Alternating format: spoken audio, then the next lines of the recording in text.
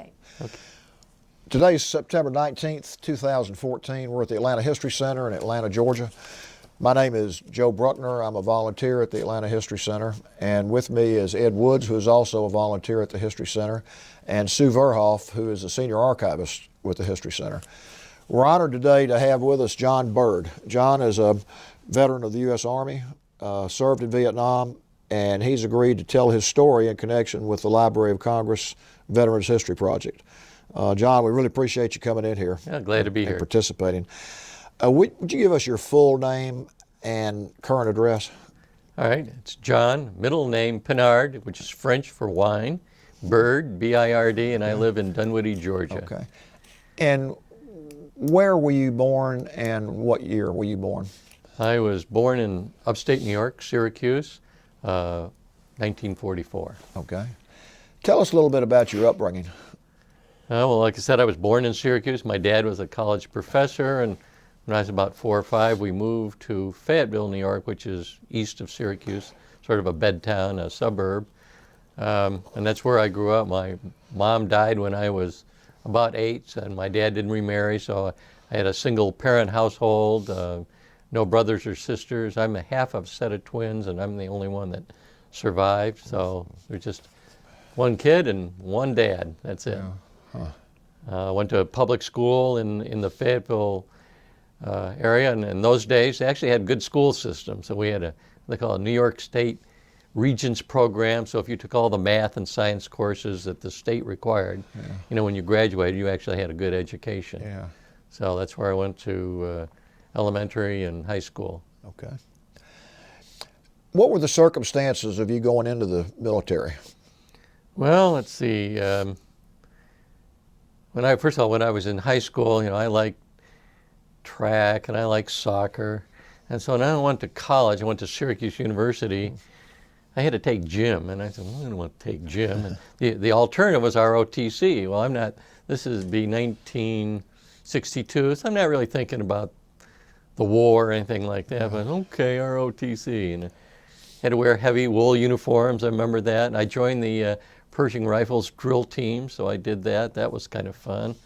And then in my junior and senior years, you got paid, all right, you know, so I made a little bit of money, and that made me happy. And then I graduated. I went to summer camp, because you go to summer camp as an ROTC student. Good story coming up. So keep in mind now that Vietnam was in full flow, if you want to call it that. So I went to Fort Devens, and they're trying to get you ready for Vietnam. So we had a thing called the Vietnam Village, as I recall. And the idea is that, you know, we were on maneuvers, and we are going to attack this village with our blanks. And I can remember climbing in a tower and shooting all the instructors with my blanks. I thought that was pretty cool. And then we were sort of captured, in a sense, and we were brought into a holding compound, and we all had our, what do you call it, TA-50 gear, which is the harnesses. So we're sort of in this holding area, and these people, and they were all of Asian Oriental extraction who were running this camp. Yeah. So I get 2 people at a time. They're sort of dragged down the road around the corner, and every once in a while you hear and I'm thinking, man, this is all that psychological warfare stuff. You know, so now when they drag me down with my buddies, and we go in, and they put us in a large rabbit cage, and one had a solid door, and I had one with a screen door. So then I flipped the little lever, you know, and I open it up and flip the other lever for my buddy, and we go running for the wall, jump up the wall, and, you know, it sort of climbed in like this. I said, this went really good. And then a couple guys came up and hit me in the kidneys with a rifle butt, which didn't feel good. I said, this isn't going to be that much fun, you know. and then from what I remember, they put me around like a large telephone pole. It's like a totem pole or something. And somehow you had to fold your feet, and they pulled your shoulder back like this on the ground. And that hurt. That really did. So I'm going, you know. And I got out a TA-312. Keep in mind, I'm a signal guy. Telephone generator, which puts out 12 volts, and they crank it up, you know. And they go, oh, GI dog, feel pain. And now I'm mad. I am really mad. So for whatever reason, you know, I've got nothing for me. And then they hung me from a chin-up bar by my calf muscles, which kind of hurt. And they did some other strange thing. So at some point, now this is over. It's like, all right, GI crawl to building, so I crawled to the building because I couldn't walk. And then there's a round-eyed guy like me in there. And the guy said to me, all right, give me your rifle serial number, which of course we'd memorized, and you just go down the tunnel and you're done. I'm sitting there and I said, psychological warfare. I must have watched 7 or 8 guys go through this, And I said, well, what's the national security implications of my rifle serial number? So finally I gave my rifle serial number, and sure enough, it was done. So that was that. And I think later on the commandant of Fort Devens got removed for maybe having some unduly harsh training. Yeah. But anyway, that was my first experience. Now I'm graduated, and my dad said, son, what are you going to do when you finish your 4-year degree? And I said, oh, Dad, I'm going to go in the Army. I really would like you to go to graduate school. Oh, man. My dad was a college professor. He'd written 5 books, and he was a nice guy. I mean, he was a Renaissance man. He built furniture, he hunter and fisher, and took me hunting and fishing with him. So I loved my dad. So I applied, and somehow I got in. Now I applied to school, and that last desk is the pay desk. Well, how are you going to pay for it? Well, I was clueless. I thought old Dad was paying for it, but no. So then I had to get a job, and now I'm doing graduate school part-time and going, and working part-time. And the reason I bring this up, because you got to think of the timing. I would have graduated and gone on to active duty in July of '66. I would have gone to a basic training school. So we're talking the fall. I would have graduated. They would have given me a 1-year assignment somewhere as a second lieutenant, and then I would have gone to Vietnam. I would have been in Vietnam as a second lieutenant for the Tet Offensive of '68. Wow. I didn't do that because I went to graduate school. Yeah. My dad, who retired, if you can believe this, went on a missionary tour around the world, was in Saigon for the Tet Offensive of '68. Is that right? Yeah. Wow. So anyway, so I'm in graduate school, and I'm working first as a photographer, and then I got a job with a newspaper company. So I had a great time doing that. Yeah. And then in the fall of '68, I went to Fort Gordon, did my signal basic, and then I'm looking for assignments, and I'm volunteering for anything I can do to get something I want. And I got a job as a pictorial officer in Japan. Oh, what kind of officer? A pictorial officer, pictorial. Same thing, because I had all this background. I had taken photo courses at Syracuse University and done all that kind of stuff. So, I flew into Yokota Air Base, and I was one of like 2 or 3 people that got off the plane and stayed there. Everybody else went on to Vietnam. Yeah. So now I'm a second lieutenant, but because of that 2 years of sort of dead time where I was working and not in the Army, that counted for longevity. So in 1 year, I got promoted to first lieutenant. All right, here comes another story. You get other additional duties as lieutenants, and I've got one as a legal officer, a prosecution. This is before the UCMJ changed. Mm-hmm. So in this one case, we had a guy who had was being prosecuted for impersonating an officer. He'd been wounded in Vietnam. He'd been brought back to Japan at Sagami Hospital. He noticed that the officers had better quarters, so he said he was a lieutenant, second lieutenant. They put him in the officers' bay. He got engaged to a nurse.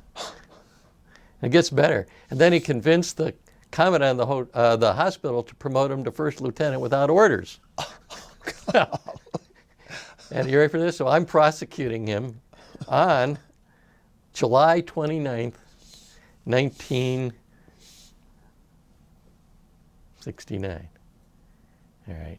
And that was the day that I got promoted to first lieutenant. So I wore one of his fake lieutenant bars on my uniform for sort of good luck. So that's, so that's that. And then, eventually I made captain. I went to Okinawa for some training up in the northern part of Okinawa in the jungles. And then I came back. I think they allowed me to, again, I was in the signal unit. They were a little loose with their orders, and they said that myself and my other friend were married, even though we weren't. That allows us time to go back to the States, see some people. So that was really nice. Yeah. And then we went to Vietnam, and I was there November, I think I arrived November 5th of 1970 70. Okay. as a captain. Well, part of my job prior to that And where did you start out in Vietnam? well, I was going to get to that. I said they put you into the 90th Replacement Battalion, and which means you don't really have an assignment. Yeah. You think you may have an assignment, but it's kind of they take you and send you wherever you want, which I don't think was a proper approach. Well, when I was in Japan, one of the jobs I did was I helped document burn cases in these hospitals that I'd mentioned earlier with the Department of Army Special Photographic Operations, DASPO. So I had a contact there, and one of the contacts was Major Vallon, and he was in Vietnam, and I had told him I was coming.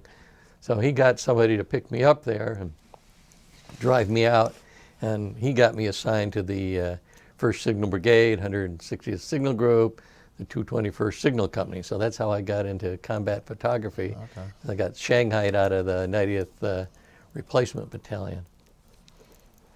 The 221st was kind of like a super company. It had, it's 200 men. It had its own motor pool. But then we had a headquarters above that, sort of a staff, and I was the operations officer.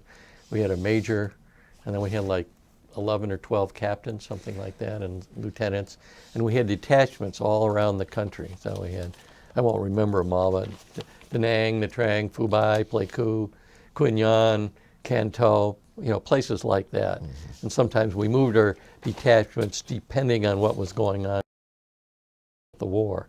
So some of our equipment was mobile. We had these very expensive Kellett Aircraft Corporation vans that were specially custom made for the Army and its photo gear. Well, the Air Force was smarter. They just bought tractor trailers, the trailer portions, put linoleum in them and fitted them out with stuff. But the Army had to do it special, so it cost about 3 times as much. And so they came in on they had like a frame with wheels on it, and you'd take a crane and you'd lift these things off and you'd set them on the ground. So we had a concrete pad that we had poured so we could stabilize these vans, and they had jacks on the corner. And the wheels were neat, and they were so neat that, more stories coming, the wheels disappeared because they fit the 3/4 ton trucks. So while I was there, this was an issue, and we lost our wheels. So I went to the MPs and reported this. This is at Long Bin. Oh, okay. And they said, well, we can't do anything about it. You can't prove they're yours. They're the only ones in Vietnam. So I had to, these are my combat stories that were like friendly fire. We literally drew weapons at night. We went went out and found our wheels, and we stole them back. So that's the way it was. Yeah. Now the other thing we did that, again, I'm trying to give you a different side of the war, because I think war is very grim, but there are some other things. When we were pouring the concrete for these vans, because some of them we were moving back to Long Bin as later on in my tour as a part of our retrograde operation. So we had a couple of guys who liked tennis. I said, tennis, concrete. So we poured a really large pad. And then we got the 40th Heavy Cable Construction Company with their post hole diggers. So we dug some holes, we put in some telephone poles. We got a net from the Special Services. We got the paint from the helicopter people, that fluorescent pink paint. So we painted a tennis court. And so we had a tennis court, and we got lights. This was not bad. This is more like, this was sort of the modern equivalent of MASH in Korea. Yeah. That's really what it was. Pretty creative. It was. And we had, in addition to photographers, we had laboratory people, so they would process film. We had audiovisual people, because we had motion picture cameras that needed repair, and of course all the still cameras we repaired. They were all in our inventory, motion picture cameras. So we handled that throughout Vietnam. So if you needed something filmed, you came to us, basically. Okay.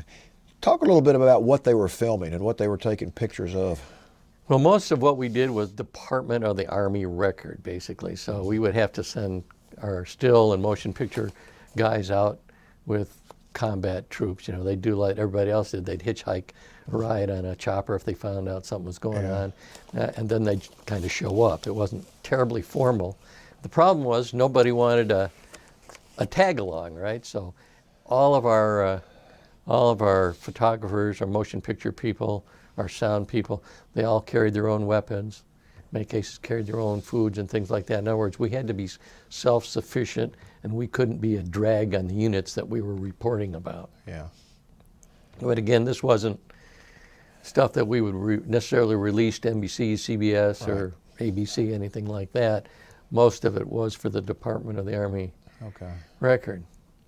Did you go out on some of these? Oh yeah, the beauty of the job was I got to travel all over the country. I visited all of our detachments. I went out on a few of these missions. One of the things I talked about off camera is that we had worked with a doctor who volunteered for the Army, Lieutenant Colonel Robertson, and he was interested in the medevac and triage. So he worked in triage, and we agreed to film and also take slides and things like that of helicopters and medevac operations. And we provided him this information that he took back to the state of Ohio. And I believe that Ohio was the first state to use helicopters in civilian accidents so that they could move them quickly out of the way and into local hospitals. So that's one of the technological benefits, if you will, of some of the work that we did.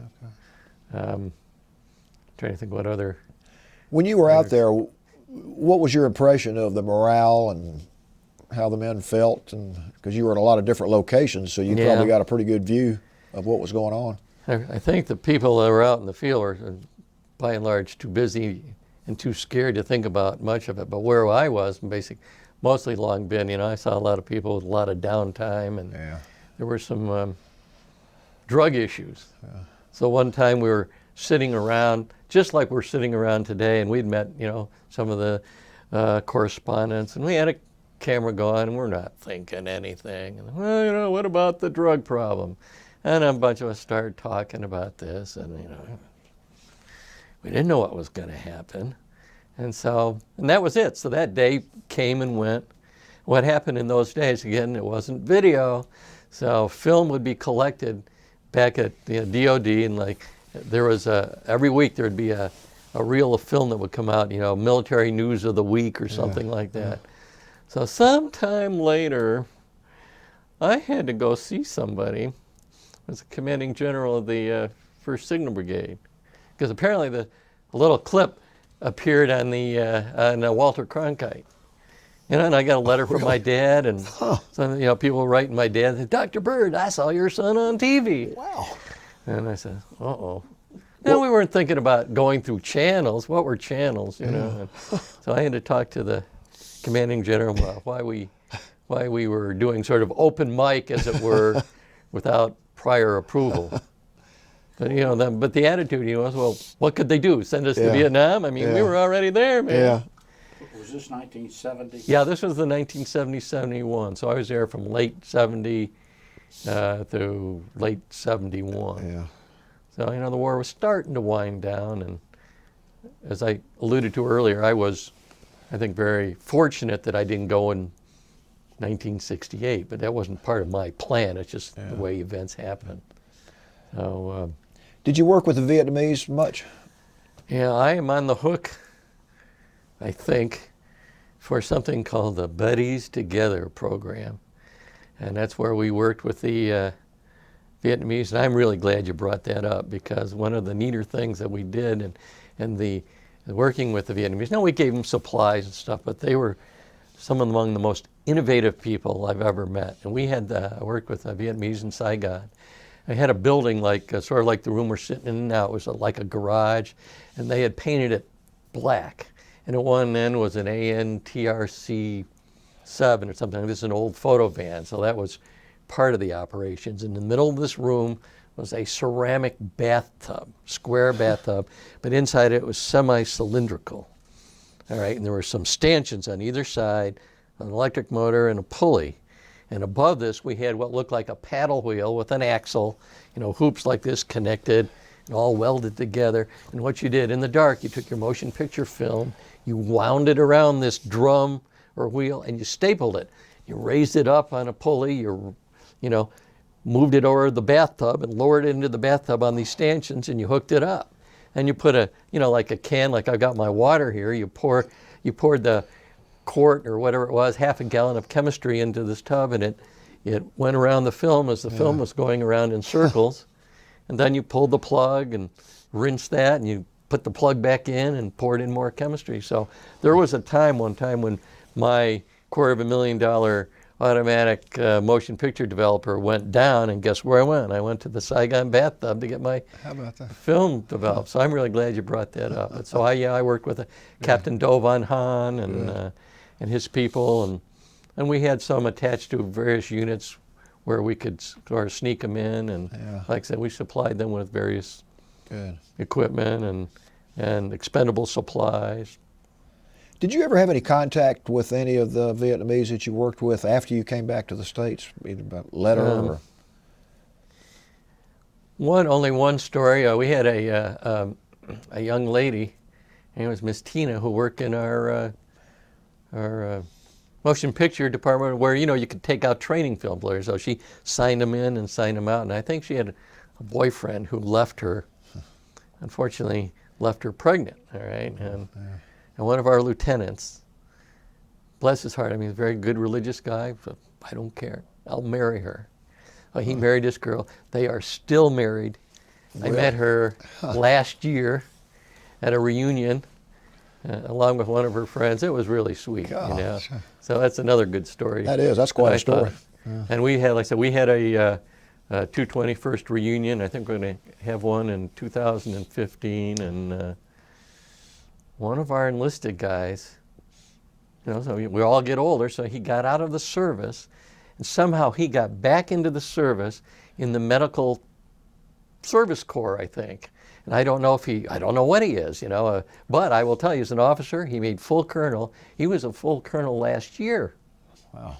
So look at all the period of time. Yeah. And I think because of whatever his MOS, or maybe like a chaplain, there are a lot of loose, regulations when it comes to terminal age or something like that. So he was on active duty, and so when we had a reunion, he was able to bring in the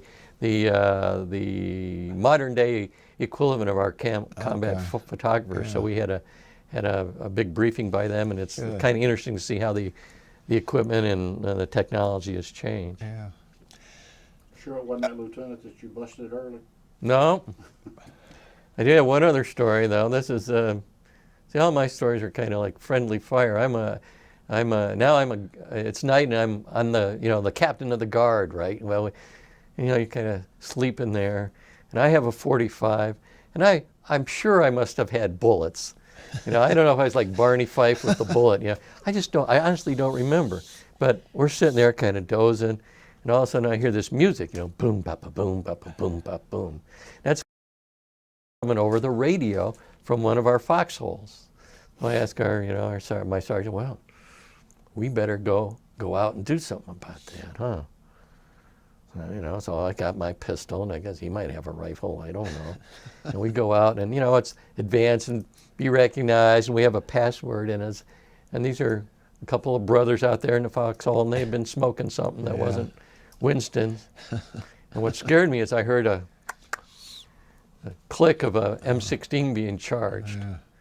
And I don't know what to do, and I was just thinking, and it was, we're only talking about maybe a 10, 12-foot distance or something like that, so I didn't know what to do.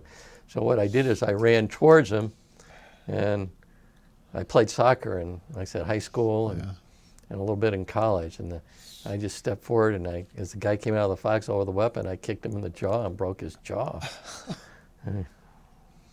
Whoa, and then anyway, we hauled them in, and they went to Long Bin Jail and all that kind of stuff. It was pretty serious. That is serious. Noise, discipline, and all, drugs on while on duty. Boy. So anyway, that's that. Yeah. I know in Vietnam, troops were allowed an R&R to go somewhere, Hawaii or somewhere in Asia. Did you take an R&R? Yeah, and I actually got one I can talk about. Okay. How about that? I decided I'd go to Australia because I'd never been to Australia. And you fly into Sydney, I guess, and there's a week of rotation. So there's these young ladies of some somewhat questionable virtue. They were there crying as these guys were going out, you know. And I signed up for a what do you call it, homestay program or something like that. So I got onto another flight, and I flew to Bathurst. It's out in the country somewhere, and the only thing I knew about it was that they have because I used to write about cars, they have something called the Bathurst 500, which is a racetrack. So I went out there and I stayed with the family, and the guy's name was Colin Chapman, and he ran the RSL, Return Servicemen League. You know, it's like a VFW, only way better. Oh yeah, indoor swimming pool, lovely, you know. And he had a son that was in college, or I guess he'd gotten out of college and worked for an insurance company. So the son had a car. So and he and I went around and we just had the time of our lives, you know. I got, you know, did the touristy things with the kangaroos and the emus and koala bears and all that stuff at a local zoo, and so I had a great time, you know. Well, that's a unique experience for it was. Huh. So I enjoyed that. Good.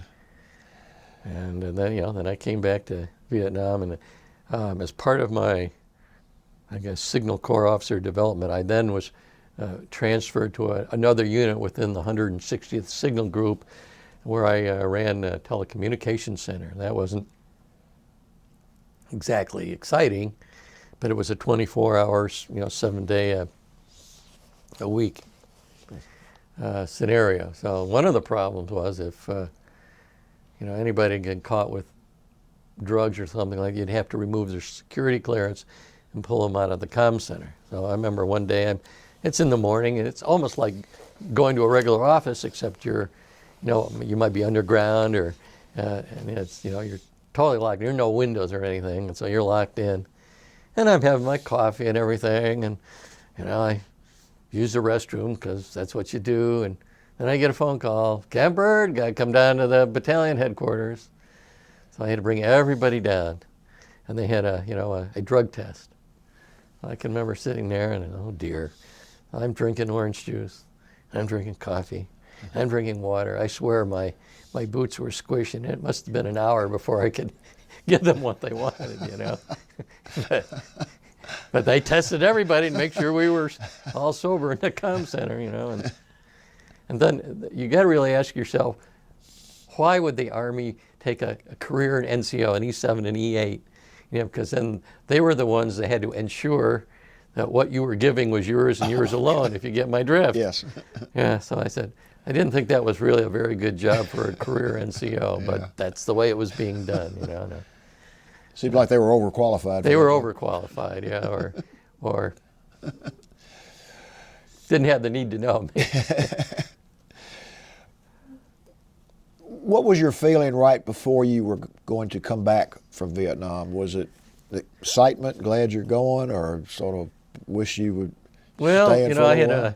My short timer's calendar. We get new time, so I had all these time covers that were glued on my wall. You know, Yeah. so I was looking forward to coming back, and you know, I don't think we paid too much attention to the bad press because, you know, we were getting stars and stripes, and you know, most of that is kind of favorable to the military. So I wasn't really prepared when I came back. You know, I don't think I had a plan or anything, but I wasn't necessarily apprehensive. I had thought that I might stay in, and then so you know, you're talking about career options, and they said, well, Bird, you're a captain, you've got to go to the Advanced Signal Corps class, and then maybe if you're good, we'll put you into public affairs, because I had training in that. So it was, you know, like 3 years down the road for 50% of a maybe, and the odds weren't good, you know. So I said, well, maybe it's time to get out. And the other part I didn't tell you is that when I was in Japan, I'd met a young lady there, and so while I was in Vietnam, I actually went back and married her, and that made her a third country national. You know, I didn't know any of this stuff, but it was good for her because then she got benefits. All right, so now I'm in Vietnam. Keep in mind, no laptops, no computers, so I have to apply to get out. So I had to write all these letters. So, you know, I had to apply to get out because I was voluntary indefinite. So that was first, let's get out. And then the next day, letter 2 was reference letter 1, apply to separating country, letter 3 was reference 2 and 1, you know, apply for travel with delay en route to Japan and concurrent travel for a spouse. So I had a pile of paperwork like this, you know. So when I left Vietnam, because that is another good story, first of all, I had to pay, I had to get a visa. So I'm separating from the service in Vietnam. I'm leaving in civilian clothes. So I had to pay somebody in the Vietnamese government to get an exit visa. I'm at Tan Son Nhut. It's raining cats and dogs. This is November 11th, 1971. And I got my one good pair of combat boots that I saved and my James S. Lee double knit suit that I had made, you know. And some guy came up to me and I got up, I got my passport and all this, and he says, you got a passport? Yeah, I said, I got a visa too. It's sort of, you know, like, what's it to you? And he asked me, he said, well, did you ever fly in Air America? Now, and when we did our photo operations, you know, we flew a lot in helicopters, but helicopters oscillate. Air America had these short takeoff and landing planes. They looked like a Super Piper Cub. They had a turbo prop engine with a big exhaust coming out the back, and they took off just like a helicopter. But the advantage is what they were steady, you know, they didn't oscillate. So yeah, we used Air America all the time when we could for photo operations, you know, because that was the best thing going. So I'm not paying attention, you know, and I get on my plane. Then, you know, later I sort of thought back and I said, well, that's a pretty cool way to leave Vietnam as a civilian with some guy thinking you work for the CIA. You know, so. So anyway, so then I go back to Japan, and we had been married in the embassy and at a Japanese government office. I had like a church wedding on base. And I had a sponsor, who was my best man. This is a guy I had shared a home with in Japan. And then and we had 2 priests. So I had a chaplain and one of my friends who was a missionary in Japan, but I'd gone to college with him, and he translated the Mass from Latin into Japanese. So I thought that was pretty cool. And then we go on a honeymoon, but before I went on a honeymoon, the AG folks said, you know, all that paperwork, we're not sure about this. So I went on a honeymoon with my wife, not knowing whether or not I was going to be able to take her back to the States with me at the same time I was going. But it did work out, and so we've been married for an awfully long time now, 43 years, and I don't regret a moment of it. Congratulations. Yeah.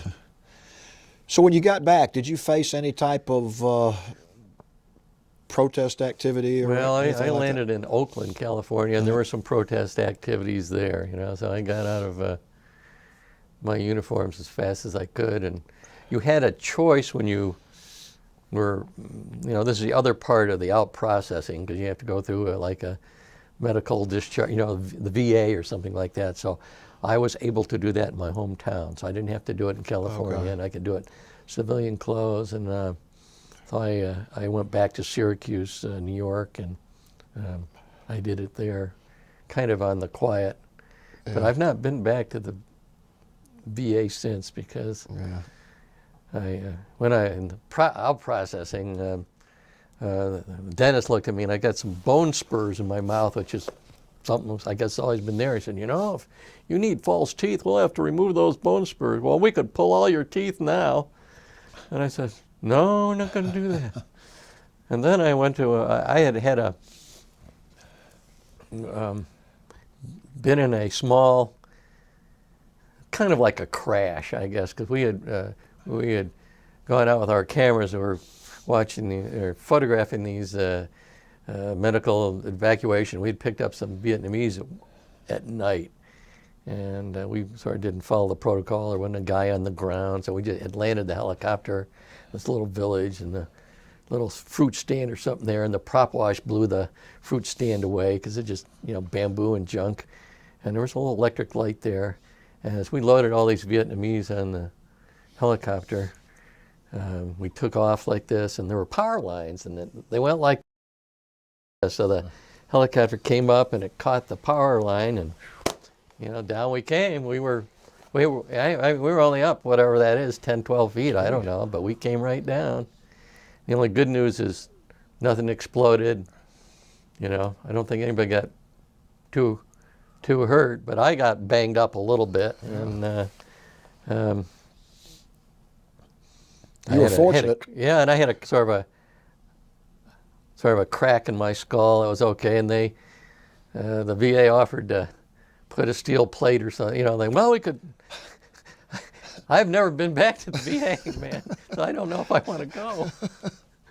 Can't say that I blame you. But I had some, a little mixed feelings personally when I got out. I had, and I don't want to deal on the negative, but I decided I was not going to make the Army my career at that time, at least on active duty. But I didn't want to give up what I'd done and learned, so I decided that maybe staying in the, reserves would be a good thing to do. And well, I know you've had an interesting career in your reserves. Talk a little bit about your post-active duty life, right. Your family, your profession, and what you did in the reserves. Well, I've kind of been a journalist, so I came back to the States with my wife, and I got a job with an industrial company in upstate New York, doing product publicity. This is a company called Kraus-Heinz.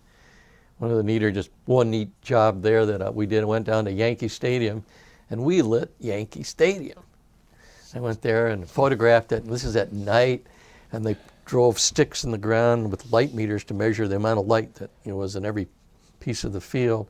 And it had snowed, so I had one of these wide-angle lenses. I got Yankee Stadium at night with the lights and snow. I mean, it was just awesome stuff, So that was pretty cool.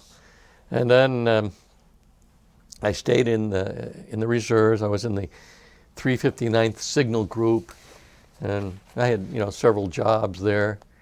And I did my 2 weeks a year. I usually go down to Fort Bragg, someplace like for training. Or I do recall setting up an exercise one time, and we're putting out the telephone. Remember those TA-312 telephone generators I told you about? Well, we had those, and we laid these lines out. And I remember some visiting general came down and, Captain Bird, can you?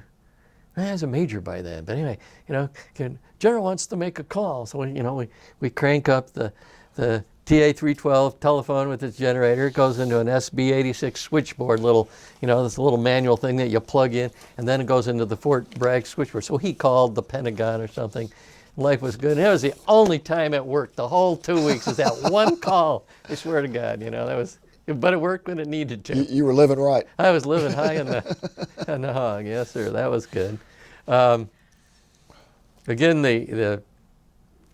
my wife was Japanese, so part of my focus was, maybe I ought to get her back to Japan. So I went back and I used my GI Bill in Japan at SoFi University, and I got a job with a Japanese newspaper. So there I was. I'm working for an English newspaper as a commercial editor, and I'm going to school at night, learning about Japanese business and stuff like that. And my wife is working, and we had a reserve training unit in downtown Tokyo, and it was a civil affairs unit. So I joined that. Eventually I became the commander of the unit. And then I got an individual reserve slot at U.S. Army Japan 9th Corps. They used to call mobilization designee. And I had a couple signal jobs, and then I moved into the public affairs job. So I've been in and out of Japan, but basically I'd stayed with U.S. Army Japan for, I don't know, I was over there probably 12 years, I bet, something like that, in and out. And in terms of my civilian career, I went from the Daily Yomiuri newspaper, I went to the Pacific Stars and Stripes, and I was there as like their circulation manager, so I was involved with distribution and sales of the newspaper around Asia. So I got to travel, to Taiwan, Korea, all over, and really enjoyed that. Yes. And still kept up my, my reserve activity. And so I spent, I think, 6 years at Stripes, and then I joined 3 years at Stripes, and then I joined the International Herald Tribune, doing much of the same thing, but we were setting up satellite facsimile printing. Yeah. So we printed from London to Hong Kong and then Singapore, and then we distributed there throughout Asia. And eventually we set up a joint venture, which I helped start in Japan. And the idea of getting the news out as fast as we could. So that takes me up to about 1980 about 86, I think. 85, 86. And then I stayed a few more years, and I worked with a British friend of mine. We set up a small PR firm in the automotive business because both he and I used to like cars, and we'd get cars free from the Japanese dealers, and we'd photograph and write about them and get paid. And it wasn't bad. And we did engineering surveys and all kinds of stuff in the Japanese industry. So that was pretty good until my partner actually committed suicide. So well, that was a little tough. And then I got an opportunity to go to England. So I spent a year in England. And so that's like 89, 90. And I had a reserve slot there. I was a CE officer at RAF Burtonwood, which is up in Liverpool, where the Beatles are from, right? Yeah. And I got to work with some of the British telecoms. And again, I'll just throw out a little story. One of my British telecom mates, he took me down into London, in literally central London. There's a line called the Central Line, and the area there, the street is Holborn. It's the High Holborn. And you can go below the Central Line, and in there's this war room. It's like where Winston Churchill used to hang out. They'd have a generator down there. They had bunk beds. They had a pub with a license, bicycles that you could ride around in the old days. And when they fired up the generators, they had these exhaust pipes that came up, and one came up by this chocolate shop. So when the chocolate started to melt, you knew there was an exercise going on. But anyway, that was my year in England, and I helped build some contingency plans for them, and I liked that. Then I came back to the States, and again, it's, well, what do you do now? Because I don't have a job. And I guess the first thing I did was to connect with my reserve duty, and they gave me a signal slot with U.S. Special Operations Command. They sent me to a signal special operations officer charm school or something. And then when I'm worried what's go on, it didn't take long. They gave me literally what they call hip pocket orders, and they allowed me to be mobilized immediately, and I was mobilized immediately. Where did you go? Well, that's the good news. So I first went to Tampa, and what I was working on was I was working on what you're using today, in the sense of working on with digital photography, using that and trying to come up with a method of encrypting the signals so that we could send people into Iraq and photograph, like anti-aircraft missile batteries and things like that. And so, we would be sending in special force operators with cameras, and then a means of transmitting the signals, in a secure mode. And so where I went, I went to the desert, but I went to a different desert. I went to the Arizona desert, because I went out there to Fort Huachuca, which is also, oddly enough, the head of military intelligence. And there's a facility called the Joint Interoperability Testing Center. So we were working with these people to set up encryption methods for the communications gear that we were going to be using in Iraq. So that's what I was doing. So I did not, I supported Operation Desert Storm. I did not go to Iraq for that, but I was in the Arizona desert for whatever reason that means. You played a big part in it, though, even though you weren't there. Now, as a fallout on the end of that, what they learned about, and this is always true in the military, you never have enough communications.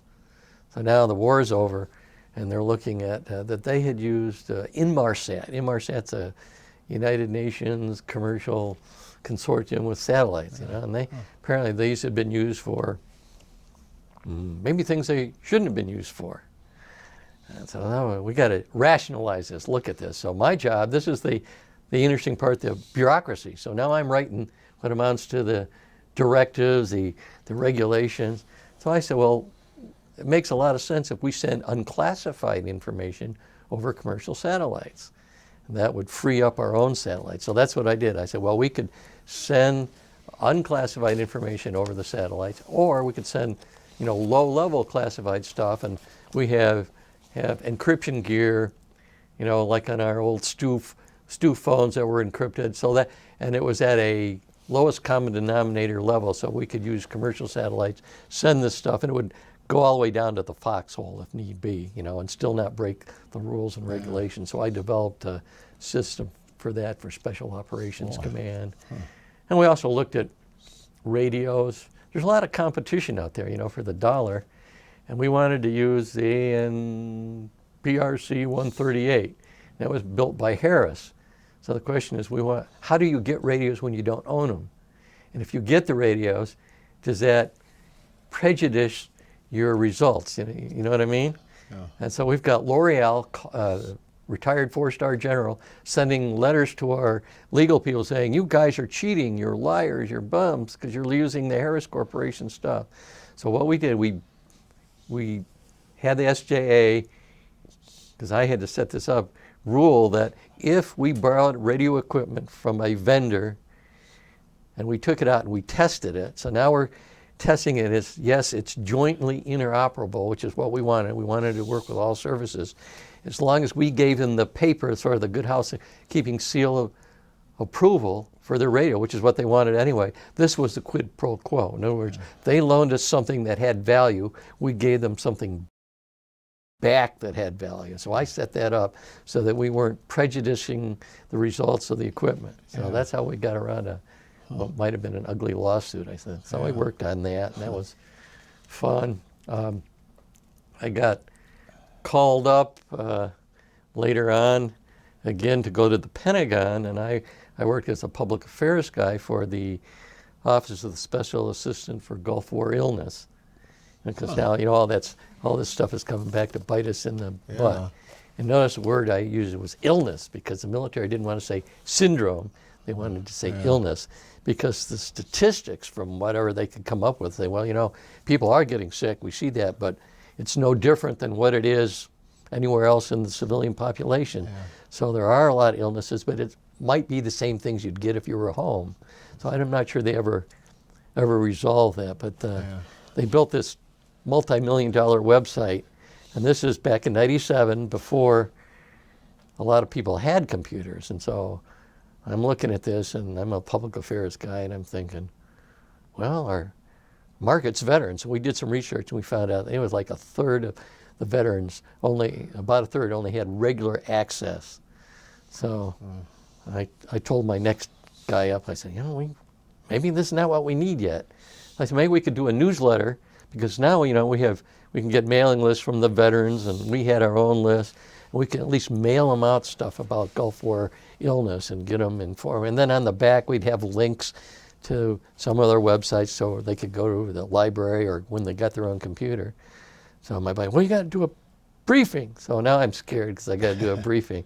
I spent days doing this, and then I said, we got to do it in color. Color? I had to find a color printer. Keep in mind, '97, we didn't have all this stuff. So I'm all ready. I got my flip charts, and I go see Dr. Bernie Rosker, who was a Syracuse grad, and I'm ready to spend my hour like we're doing now.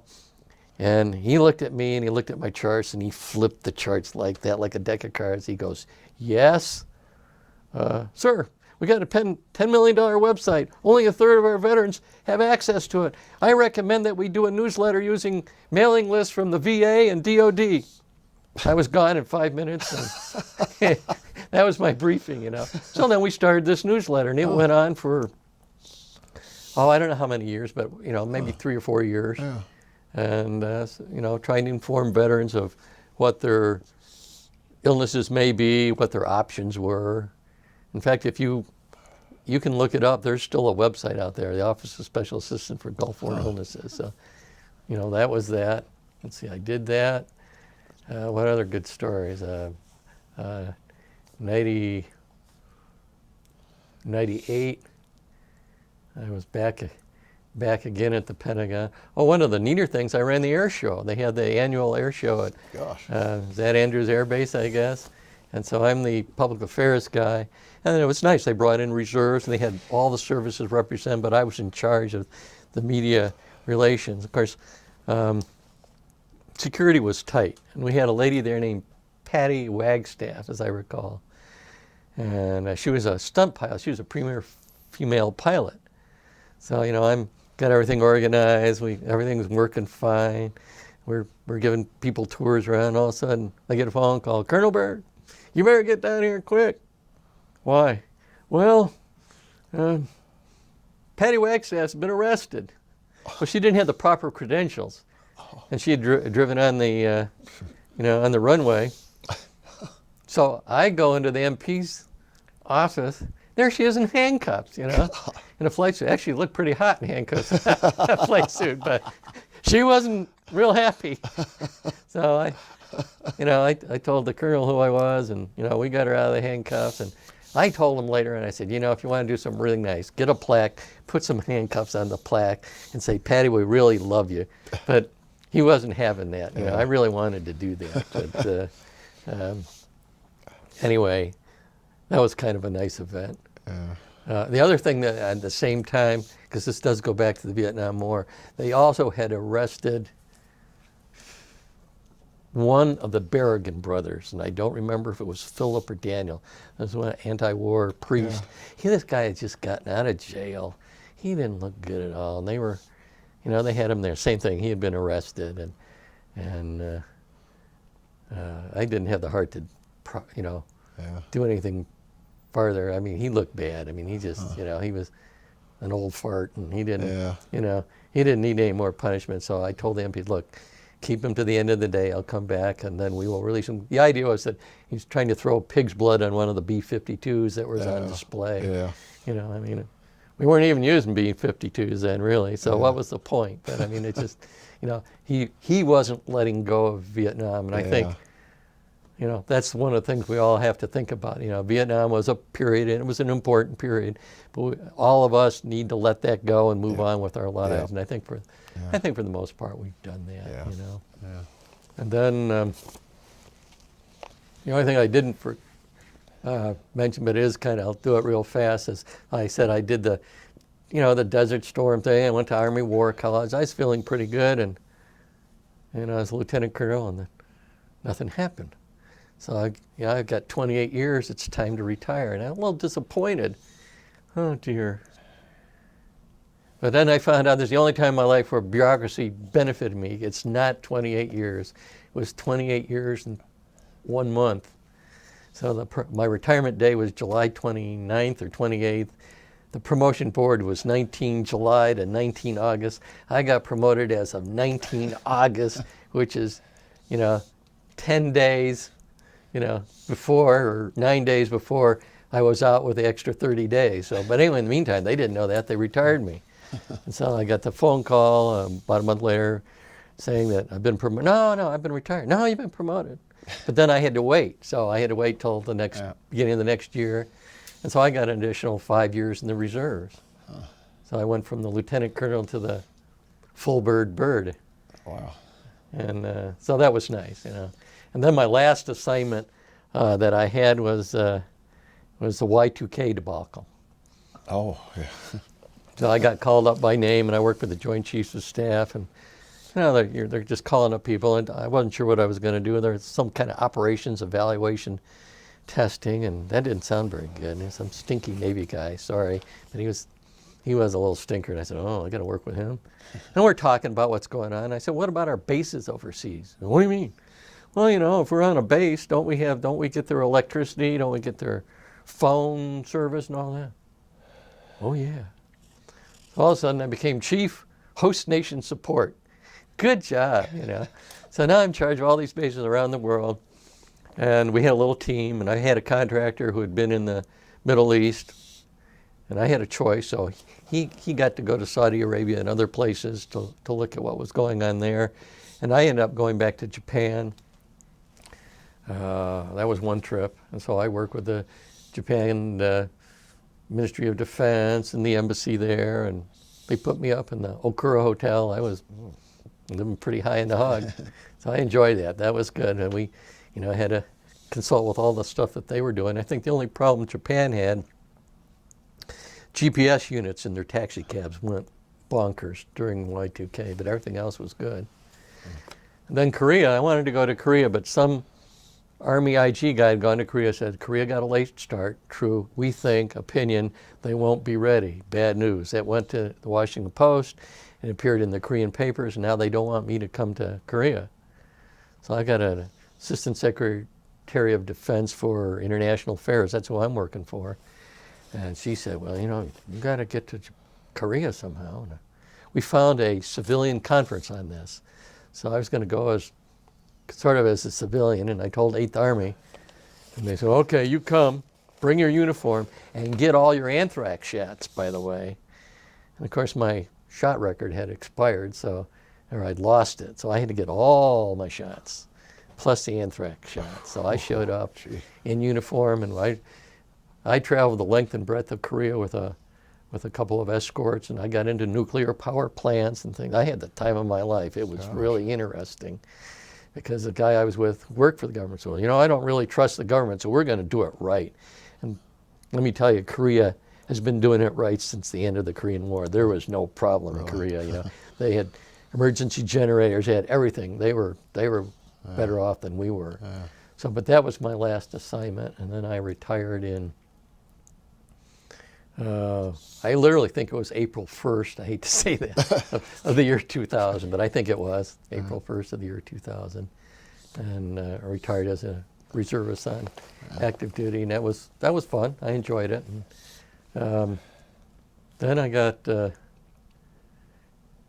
I had a couple of jobs. I was involved with a couple of people. One was an instant printing system, and also I was working with some mobile cell phone businesses.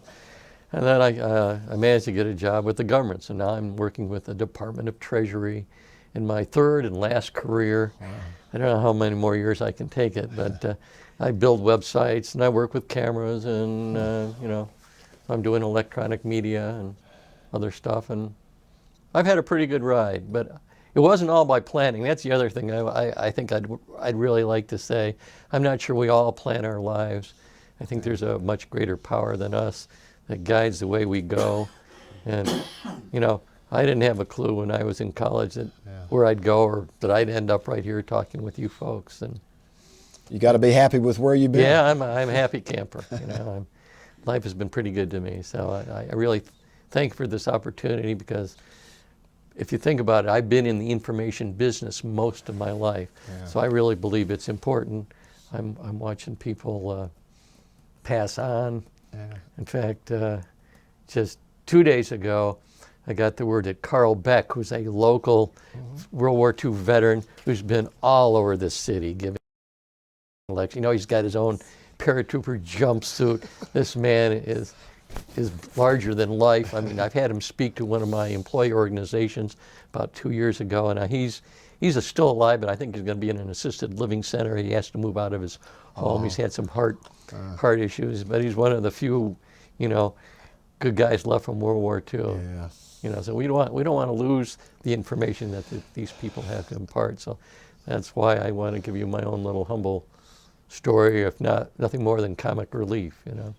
I want to give Sue and Ed a chance to ask All any right. questions they have before we close up. I was just curious, what was the percentage between moving film and photographs that you did while you were in Vietnam? Was it a little of each? Ooh, that's hard to say. You probably had more still photographers than motion picture photographers, and most of the equipment was rather rudimentary. So it was the old Bell and Howell wind-up movie cameras. We did have some Aeroflex cameras, but if we wanted to do sound with the Bell and Howell, so then we had to have a sound guy with a Nagra recorder and a microphone. If you go out to what do they call it now? Is it the American Heroes Channel? Is that what they call it?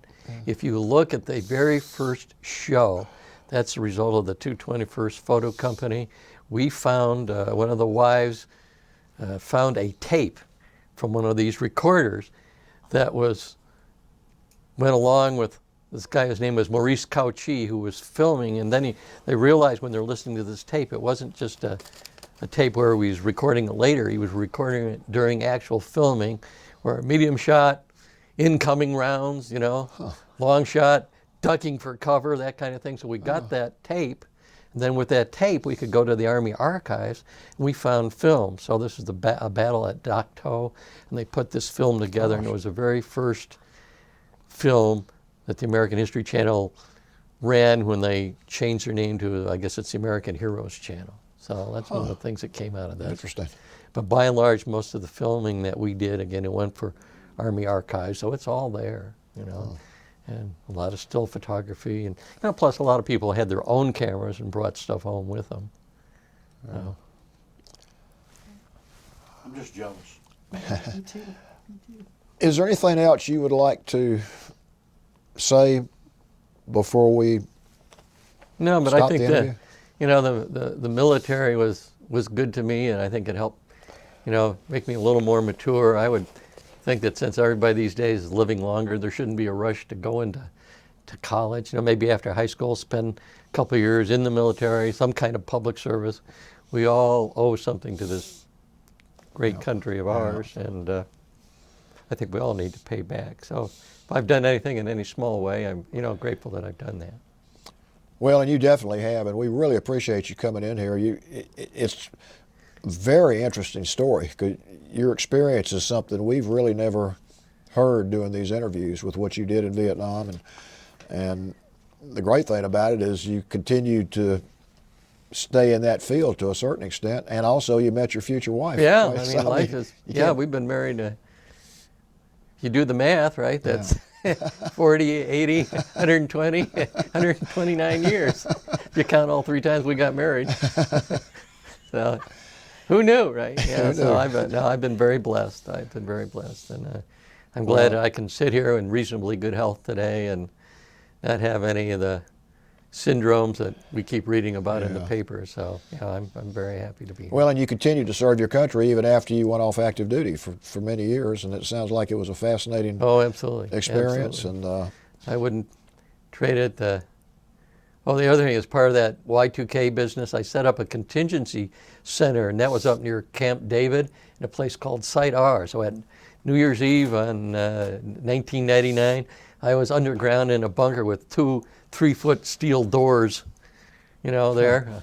It was one of these Cold War relics that I had used, so that was also pretty I bet it interesting was. too. So yeah, I wouldn't trade those experiences. It was better than yours. Yeah, I bet. So yeah, I wouldn't trade the experiences for anything, and I'm grateful to God and all my friends that I've been able to do that. well, thank you again, All right. and particularly Thank you. thank you for your service. Thank you.